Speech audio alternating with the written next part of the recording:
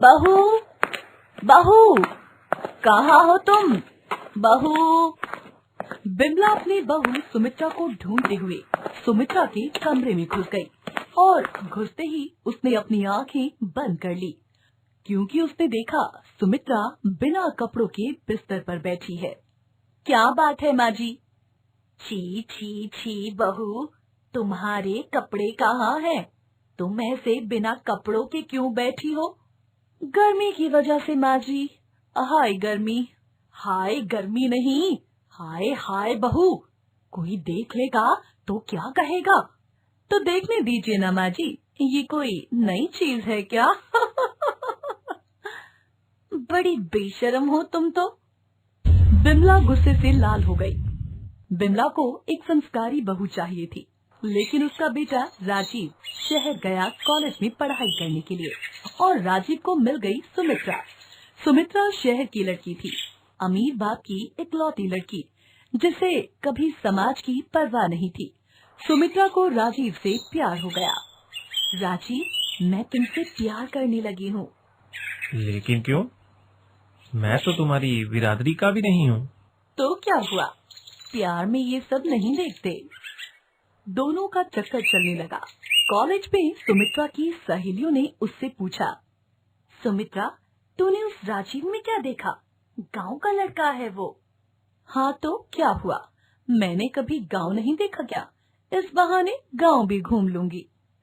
सुमित्रा को हमेशा से छोटे कपड़े पहनने का शौक था।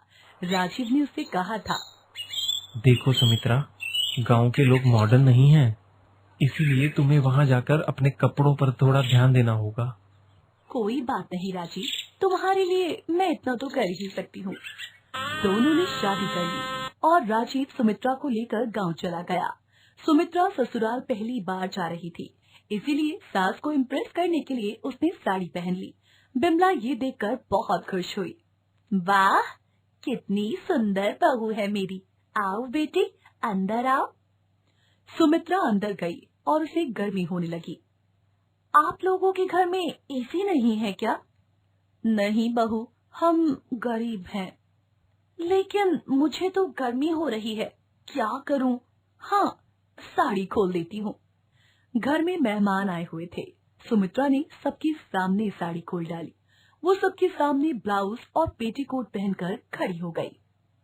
अरे, ये कैसी बेशर्म बहू है, चलो यहाँ से। सारे मेहमान भाग गए। बिमला ने कहा, बहू, ये तुमने क्या किया? सबके सामने साड़ी खोल दी, तुम्हें शर्म नहीं आई? शर्म क्यों आएगी माँ जी, मैं तो इससे भी छोटी छोटी ड्रेसेस पहनती हूँ। मतलब तुम यहाँ भी वो सब पहनोगी क्या? राजीव ने बात को टालने के लिए कहा, नहीं नहीं, यहाँ क्यों पहनेगी? यहाँ तो सुमित्रा साड़ी पहनेगी। रात को सभी खाना खाकर सो गए, लेकिन सुमित्रा नहीं सो पाई। उसे एसी में सोने की आदत जो थी। अरे राजीव, एसी लाओ ना। अरे, अब मैं यहाँ एसी कहाँ से लाऊं?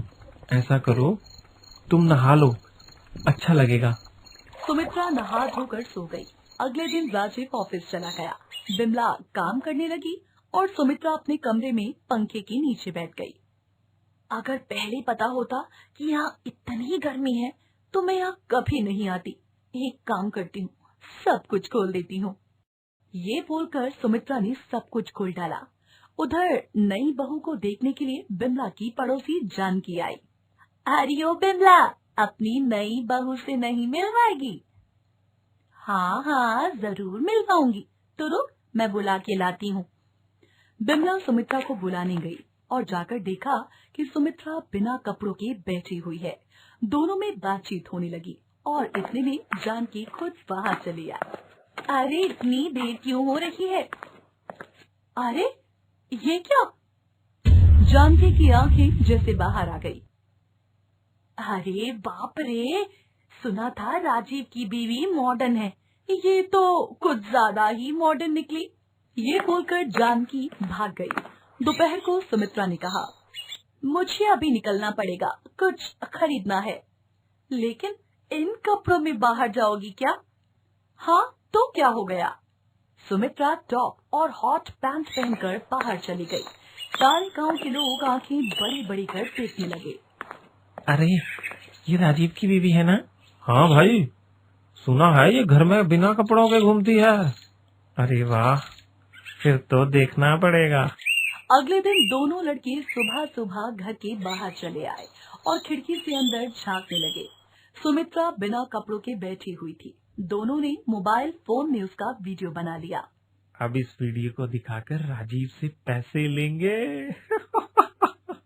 शाम को राजीव घर लौट रहा था। इतने में दोनों उसके सामने आ गए और वीडियो दिखाकर कहने लगे, राजीव पैसे दे, नहीं तो ये वीडियो वायरल कर दूंगा। राजीव ने पैसे देकर वीडियो डिलीट करवाया और घर लौटकर सब कुछ कहा। सुमित्रा, मॉडर्न होना अच्छी बात है, लेकिन बेशरम होना नहीं। अगर ऐसा बार बार होगा तो क्या होगा? माफ कर दीजिए, आगे से ऐसा बिल्कुल नहीं होगा। मुझे सब कुछ समझ में आ गया है राजीव। सुमित्रा गांव के तौर तरीके सीख गई और खुशी खुशी रहने लगी।